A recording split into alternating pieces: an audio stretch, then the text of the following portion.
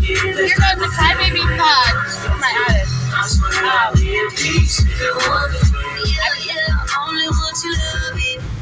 I've decided I'm gonna go to court tomorrow. I'm like, oh, I'm gonna be a badass. Just like, nah, man. Like when I have a court date, I always show up. It's just like my conscience was like bothering me earlier. I'm like, yeah, it's like this one shoulder that nah, don't go be a rebel. The other one's like, you might get in trouble. Da, da, da. And like, I gotta surrender to that side. That's my good side.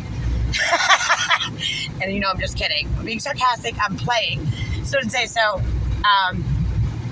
I'm going. I already know it's a setup. They're gonna have my one attorney withdraw in the morning, or essay, and the guardian ad litem. One of them will, or maybe one will play sick again. I don't know.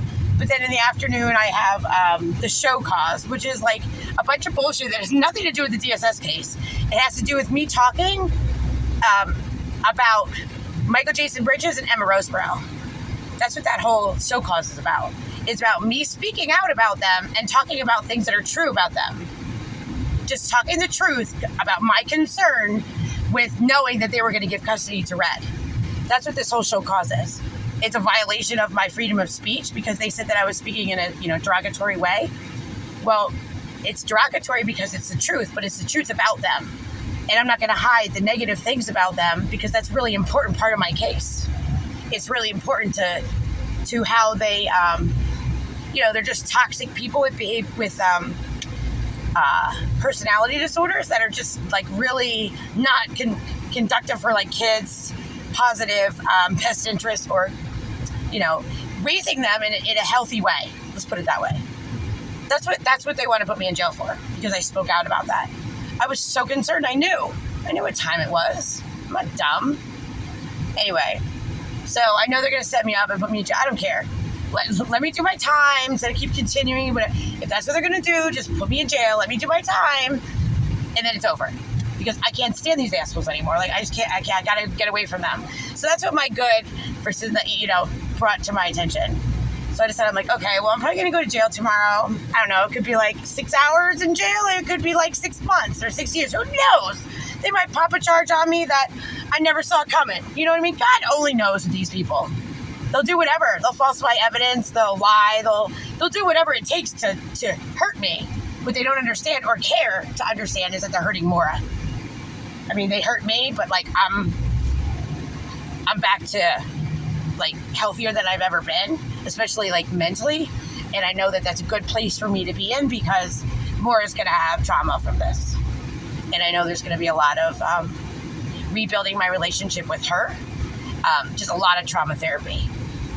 And I'm glad because I need to be in this place so I can focus on her, or I don't bring my own mental garbage into my decision making or whatever with her. So overall, this whole shitty situation, it did turn out in a way where I'm mentally healthier than I've ever been. And I think it's because I've got no contact, and part of that no contact is not protecting the family shame. I was protecting like the family shame by speaking out about, there's like, hundreds, if not thousands of years of generational trauma stuck to my DNA on the Scott side and the O'Neill side. So, ever since I went no contact with them, I'm no longer protecting them or the shame or the bullshit that I know happened. I'm not. I was protecting. I know a lot more than I say I know because I don't want these people like going and like covering shit up. There's certain things that can be like purged, you know what I mean, or taken away so that I can never prove it. So some things I leave, imagine that, I leave close to the vest. But releasing that shame was everything. That was the burden holding me down. So Chrissy, if you see this, I think Chrissy's already there because she's really got no contact. So once you go and you start healing and you start, your eyes and your brain start opening to all these different like ideas and just situations that like you were never aware of before. It's like amazing clarity, I call it. But yeah. So that's that about tomorrow. I'm gonna go, and now I'm going to. I can't decide if I want a cheesesteak or if I want fried pickles. Like, all right, well, let's go out and celebrate. just in case. Then if I'm jailed tomorrow, I'll be like, well, at least I had a greasy cheesesteak. At least I had some fried pickles, right? That's it. Maybe Chinese. Ooh, now put all the options on the plate. Anyway, that's the dealio.